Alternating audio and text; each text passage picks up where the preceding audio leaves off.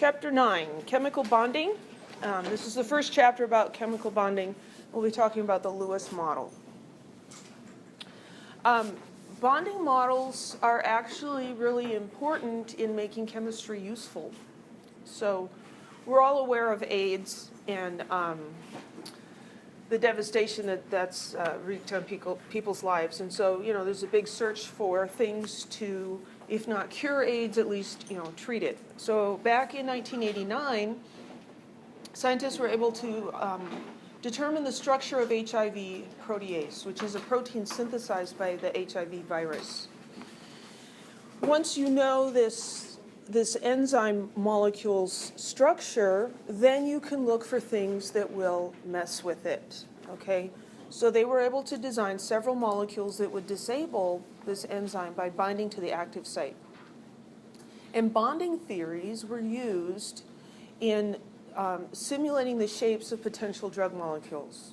So instead of just, very random trial and error, which could take forever, you can narrow it down to, well, this molecule might work. And so, let's try that. And then this one, based on this evidence, might work as well.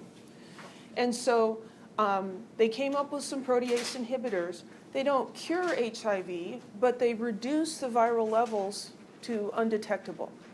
And so as long as the person takes their medicine as instructed, then the HIV is under control. So this is an awesome thing. Bonding models, bonding theories, explain how the atoms come together and attach to form molecules. Helps us to understand why some molecules are stable and others are not. Help us predict the shapes of molecules, and the shape of the molecule determines a lot of the physical and chemical properties of those molecules, so those are important. There are several different bonding models, and they're useful in understanding different aspects of bonding. We have a trade-off between predictive power and complexity. If you go with the most predictive model, it's also very, very complex. It's difficult to use, it's hard to understand.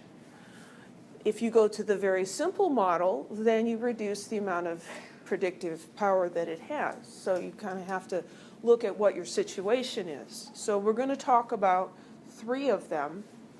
The first one is the Lewis model, which you should have heard of in your previous chemistry class.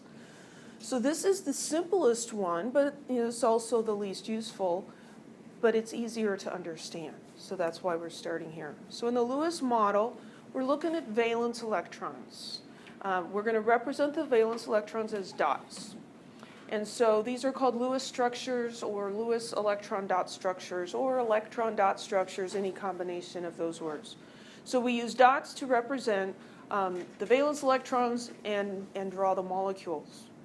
So it's very simple. It does help us to predict the shapes of molecules, and it helps us to predict if a molecule's going to be stable or not.